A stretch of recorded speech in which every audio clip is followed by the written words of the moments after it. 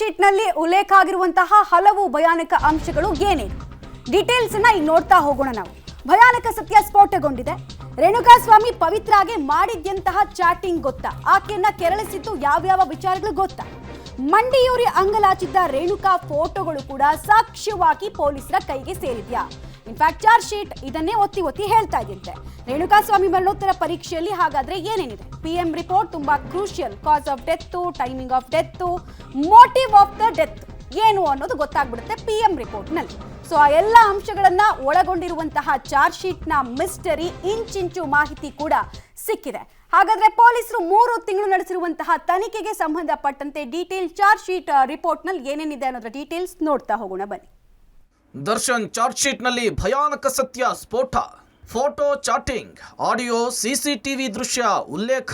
High profile ಪ್ರಕರಣದಲ್ಲಿ Darshan and ಪಠಾಲಂ ವಿರುದ್ಧ charge sheet ಸಲ್ಲಿಕೆಯಾಗಿದೆ. Charge sheet ನಲ್ಲಿ ಭಯಾನಕ ಸತ್ಯಗಳು ಬಹಿರಂಗವಾಗಿದೆ. ಕಳೆದ ಫೆಬ್ರವರಿಯಿಂದ ರೇಣುಕಾಸ್ವಾಮಿ ಪವಿತ್ರ ಗೌಡ ಇನ್ಸ್ಟಾಗ್ರಾಮ್ಗೆ ಚಾಟಿಂಗ್ ಮಾಡಿರುವ ಮಾಹಿತಿಯನ್ನು ಉಲ್ಲೇಖಿಸಿದ್ದು, ರೇಣುಕಾಸ್ವಾಮಿ ಕಳುಹಿಸಿದ ಆಕ್ಷೇಪಾರ್ಹ ಫೋಟೋ ಕೂಡ ಉಲ್ಲೇಖಿಸಲಾಗಿದೆ. ರೇಣುಕಾಸ್ವಾಮಿ ಪವಿತ್ರಾಳ ಯಾವ ಫೋಟೋಗೆ ಅಶ್ಲೀಲ ಸಂದೇಶ ಮಾಡಿದ್ದ ಹಾಗೂ ಆಕ್ಷೇಪಾರ್ಹ ಫೋಟೋ ಕಳುಹಿಸಿದ್ದ ಅದನ್ನ ರಿಟ್ರೀವ್ ಮಾಡಲಾಗಿದೆ. ಹಲ್ಲೆಯ ವೇಳೆ ರೇಣುಕಾಸ್ವಾಮಿ ಬೇಡಿಕೊಳ್ಳುವ ಫೋಟೋ ರಿಟ್ರೀವ್ ಆಗಿದ್ದು, ವಿನಯ್ ಮೊಬೈಲ್ಗೆ ಈ ಫೋಟೋ ರಿಟ್ರೀವ್ ಆಗಿದೆ.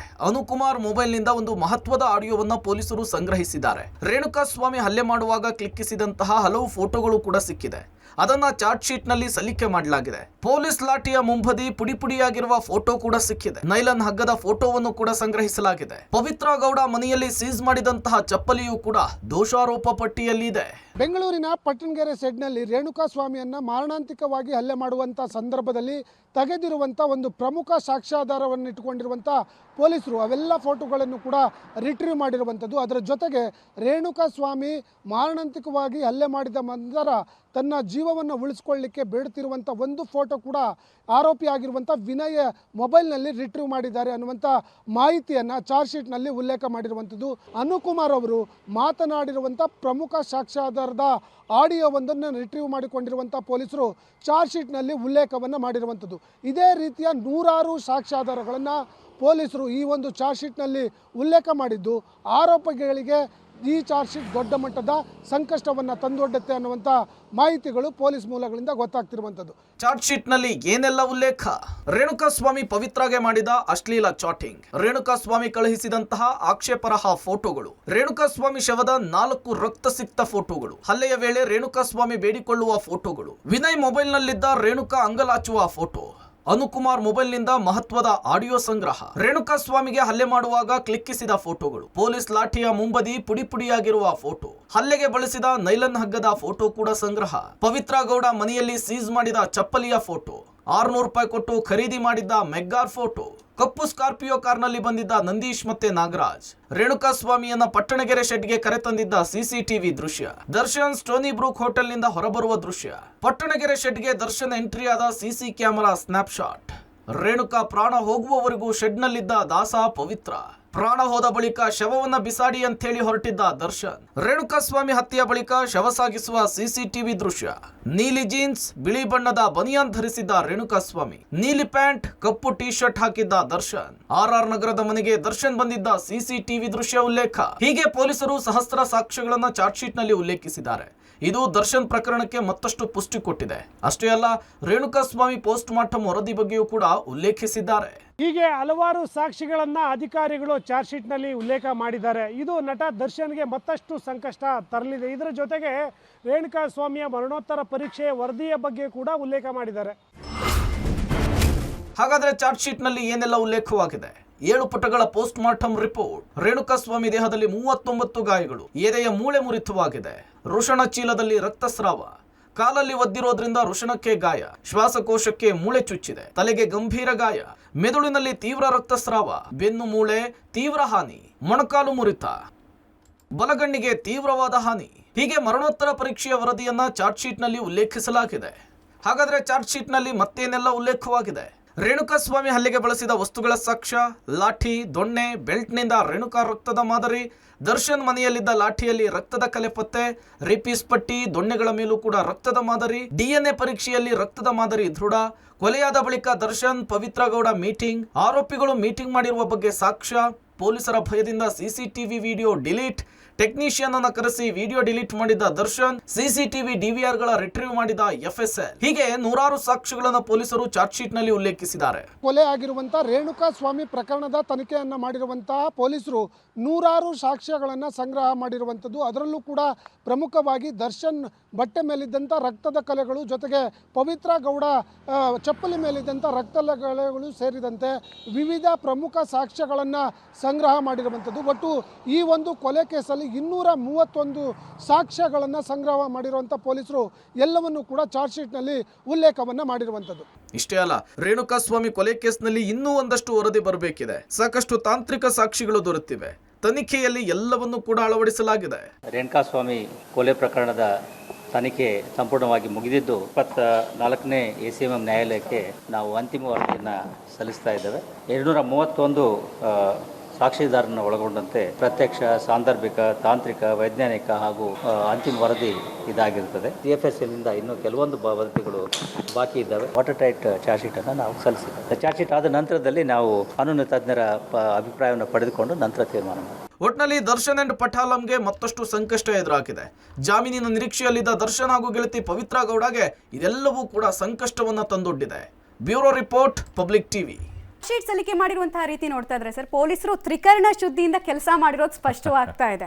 ಒಂದು ಸ್ವಚ್ಛವಾಗಿ ಕೈಯನ್ನು ಇಟ್ಕೊಂಡು ಯಾವುದೇ ಆಮಿಷಕ್ಕೆ ಒಳಗಾಗದೆ, ಯಾವುದೇ ಪ್ರಭಾವಕ್ಕೆ ಒಳಗಾಗದೆ ಹೀಗೂ ಕೆಲಸ ಮಾಡಬಹುದು ಅನ್ನೋದನ್ನ ಚಾರ್ಜ್ ಶೀಟ್ ನ ಹಲವು ಅಂಶಗಳು ಒತ್ತಿ ಬೇಕಾಗಿತ್ತು ಮಮತಾ. ಇದು ಯಾಕಂದ್ರೆ ಸಮಾಜದಲ್ಲಿ ಹೆಂಗಾಗಿತ್ತಂದ್ರೆ ಪೊಲೀಸರು ಉಳ್ಳವರ ಪರವಾಗಿರ್ತಾರೆ, ದೊಡ್ಡವರ ಪರವಾಗಿರ್ತಾರೆ, VVIPಗಳಿಗೆ ಒಂದು ರೀತಿಯಾಗಿ ಅವರ ರಕ್ಷಣೆಗೆ ನಿಂತ್ಕೊಳ್ತಾರೆ ಅನ್ನೋದಿತ್ತು.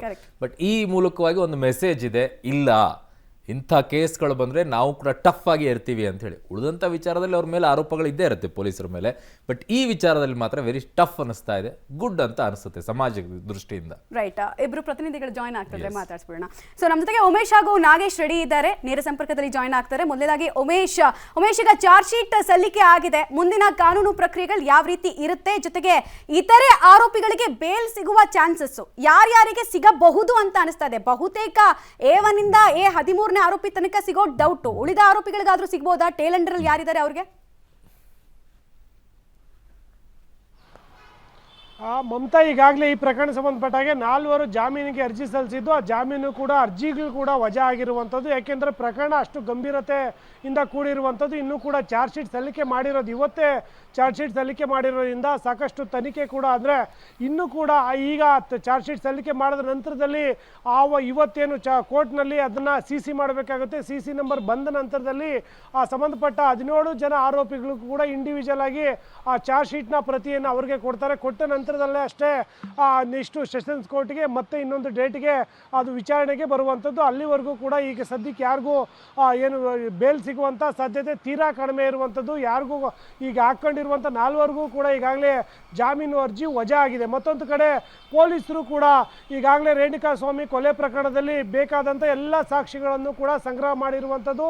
ಇದೊಂದು ಗಂಭೀರ ಸ್ವರೂಪದ ಪ್ರಕರಣ ಆಗಿದ್ರೂ ಕೂಡ, ಅಂದರೆ ಪ್ರಾರಂಭದಲ್ಲಿ ಪ್ರಕರಣ ಶುರು ಮಾಡಿದ್ರು ಆ ಸಂದರ್ಭದಲ್ಲಿ ಸಾಕಷ್ಟು ಜನ ಈ ತನಿಖಾಧಿಕಾರಿಗಳ ಮೇಲೆ ಪ್ರಭಾವ ಬೀರೋದಕ್ಕೆ ಪ್ರಯತ್ನ ಕೂಡ ಮಾಡಿದ್ರು.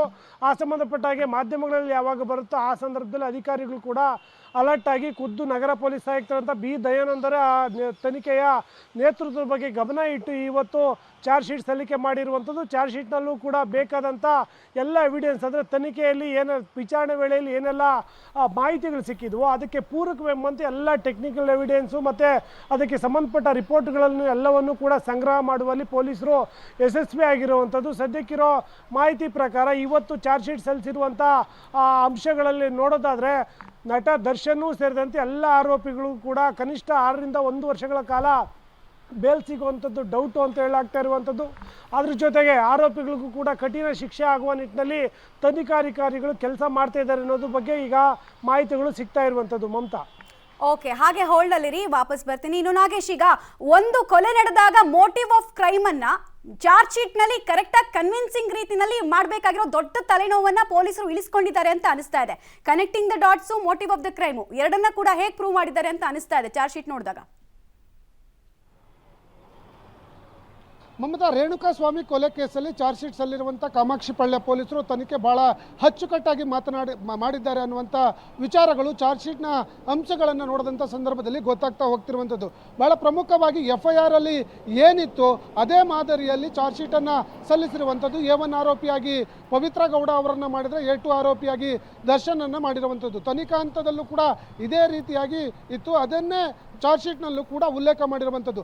ಆರಂಭದಲ್ಲಿ ಒಂದು ಮಾತುಗಳು ಕೇಳಿ ಬರ್ತಾ ಇತ್ತು, ದರ್ಶನ್ ಎಲ್ಲೋ ಕಡೆ ಉಳಿಸುವ ಕೆಲಸವನ್ನು ಮಾಡ್ಬೋದು ಈ ಒಂದು ಕೇಸಲ್ಲಿ ಅನ್ನುವಂಥ ಮಾತುಗಳಿತ್ತು. ಅದು ಯಾವುದಕ್ಕೂ ಕೂಡ ತಲೆ ಕೆಡಿಸ್ಕೊಳ್ಳದ ಪೊಲೀಸರು ಪ್ರಕರಣದಲ್ಲಿ ಅವರ ಪಾತ್ರ ಏನಿದೆ ಅನ್ನುವಂಥದ್ದನ್ನು ಪ್ರೂವ್ ಮಾಡುವ ಕೆಲಸವನ್ನು ಮಾಡಿರುವಂಥದ್ದು. ಅದರ ಜೊತೆಗೆ ಈ ಒಂದು ಪ್ರಕರಣದಲ್ಲಿ ದರ್ಶನ್ ಮತ್ತು ಪವಿತ್ರ ಗೌಡ ಅವರ ಪಾತ್ರ ಏನಿದೆ, ಅದಕ್ಕೆ ಸಂಬಂಧಪಟ್ಟಂಥ ಸಾಕ್ಷ್ಯಾಧಾರಗಳು ಏನು ಬೇಕು ಅವೆಲ್ಲವನ್ನು ಕೂಡ FSL ರಿಪೋರ್ಟರ ಟೆಕ್ನಿಕಲ್ ಎವಿಡೆನ್ಸ್ ಸೇರಿದಂತೆ ಎಲ್ಲವನ್ನೂ ಕೂಡ ಮಾಹಿತಿ ಪಡೆದು ಚಾರ್ಜ್ ಶೀಟ್ನಲ್ಲಿ ಉಲ್ಲೇಖವನ್ನು ಮಾಡುವಲ್ಲಿ ಈಗಾಗಲೇ ಪೊಲೀಸರು ಯಶಸ್ವಿಯಾಗಿದ್ದಾರೆ ಅನ್ನುವಂಥದ್ದು ಆ ಚಾರ್ಜ್ ಶೀಟ್ನ ಅಂಶಗಳನ್ನು ಗಮನಿಸಿದಂಥ ಸಂದರ್ಭದಲ್ಲಿ ಗೊತ್ತಾಗ್ತಾ ಹೋಗುತ್ತೆ. ಹಾಗಾಗಿ ಈ ಒಂದು ಪ್ರಕರಣದಲ್ಲಿ ಯಾವ ರೀತಿಯ ಒತ್ತಡಕ್ಕೆ ಮಣಿಯದ ಪೊಲೀಸರು ಎಲ್ಲ ರೀತಿಯ ಸಾಕ್ಷ್ಯಾಧಾರಗಳನ್ನು ಕೂಡ ಈ ಒಂದು ಪ್ರಕರಣದಲ್ಲಿ ಪತ್ತೆ ಮಾಡುವಲ್ಲಿ ಪೊಲೀಸರು ಪ್ರಮುಖ ಪಾತ್ರವನ್ನು ವಹಿಸಿದ್ದಾರೆ ಅನ್ನುವಂಥದ್ದು ಆ ಚಾರ್ಜ್ ಶೀಟ್ನ ಅಂಶಗಳನ್ನು ನೋಡಿದಂಥ ಸಂದರ್ಭದಲ್ಲಿ ಗೊತ್ತಾಗ್ತದೆ. ಮಮತಾ. ಆಲ್ ರೈಟ್ ನಾಗೇಶ್ ಹಾಗೂ ಉಮೇಶ್, ತಮ್ಮ ಮಾಹಿತಿಗಾಗಿ ಧನ್ಯವಾದ. ಅಪರಾಧಿಕ ಒಳಸಂಚಿನ ಕುರಿತಂತೆ ಅತ್ಯಂತ ಸಮಗ್ರವಾಗಿ ಚಾರ್ಜ್ ಶೀಟ್ ಸಲ್ಲಿಕೆ ಮಾಡಿದ್ದಾರೆ. ಸರ್, ಇಲ್ಲಿ ಪ್ರಮುಖವಾಗಿರುವಂತಹ ಪ್ರಶ್ನೆ, ದುಡ್ಡಿನ ದೌಲತ್ತನ್ನ ಇಟ್ಕೊಂಡು ಮೆರಿತಾ ಇದ್ದವ್ರು ಈಗೇನ್ ಮಾಡ್ತಾರೆ ಅಂತ. ಏನೂ ಇಲ್ಲ, ಈಗ ಪೊಲೀಸರು ಮಾಡಿರುವಂಥ ಕೆಲಸ ಅತ್ಯಂತ ಶ್ಲಾಘನೀಯವಾಗಿದೆ. ದುಡ್ಡಿದ್ದವರೆಲ್ಲ ಕಾನೂನನ್ನು ಕೂಡ ಕೊಂಡ್ಕೊಳ್ಬಹುದು, ಪೊಲೀಸರನ್ನು ಕೂಡ ಕೊಂಡ್ಕೊಳ್ಬಹುದು ಅನ್ನುವಂಥ ಮಾತು ಸಮಾಜದಲ್ಲಿ ನಿಂತು, ಅದರಲ್ಲೂ ಕೂಡ ಇವರ ಅಭಿಮಾನಿಗಳೇನಿದ್ದಾರೆ, ಅಭಿಮಾನಿಗಳ ವಿಶ್ವಾಸ ಬಹಳ ಇತ್ತು, ಇವರು ಆಚೆ ಬಂದುಬಿಡ್ತಾರೆ ಅಂತ ಹೇಳಿ ಸದ್ಯಕ್ಕೆ ಚಾರ್ಜ್ ಶೀಟನ್ನು ನೋಡ್ತಾ ಇದ್ರೆ ಆಚೆ ಬರುವ ಯಾವ ಲಕ್ಷಣಗಳು ಕೂಡ ಸದ್ಯಕ್ಕೆ ಕಾಣಿಸ್ತಾ ಇಲ್ಲ. ಅದಕ್ಕೆ ಇನ್ನೊಂದು ಪ್ಲಸ್ ಪಾಯಿಂಟ್ ಏನು ಅಂದರೆ, ಸಾಕ್ಷ್ಯ ನಾಶ ಮಾಡಿರುವಂಥ ಕೇಸು ಕೂಡ ಇವರ ಮೇಲೇ ಇರೋದ್ರಿಂದ ಆಚೆ ಬಂದರೆ ಮತ್ತೊಂದಿಷ್ಟು ಸಾಕ್ಷ್ಯ ನಾಶ ಆಗಬಹುದು ಅನ್ನೋ ಕಾರಣಕ್ಕೋಸ್ಕರ ಬೇಲ್ ಸಿಗೋದು ಸ್ವಲ್ಪ ಕಷ್ಟ ಆಗಬಹುದೇನೋ. ಅದರಲ್ಲೂ ಮೊದಲನೇ ಆರೋಪಿ, ಎರಡನೇ ಆರೋಪಿ, ಮೂರನೇ ಆರೋಪಿ ಇವರಿಗೆ ಬೇಲ್ ಸಿಗೋದು ಬಹಳ ವಿರಳವಾಗಿರುತ್ತೆ ಇಂಥ ಪ್ರಕರಣಗಳಲ್ಲಿ. ಗೊತ್ತಿಲ್ಲ ಈ ಪ್ರಕರಣ ಇನ್ನು ಯಾವ ಹಂತಕ್ಕೆ ಹೋಗುತ್ತೆ ಅಂಥೇಳಿ. ಒಂದು ಹಂತ ಮುಗಿದಿದೆ, ಅದು ತನಿಖೆಯ ದೃಷ್ಟಿಯಿಂದ. ಎರಡನೇ ಹಂತ ಆರಂಭವಾಗಬೇಕು, ಅದು ಕಾನೂನಾತ್ಮಕವಾಗಿ ಹೋರಾಟ.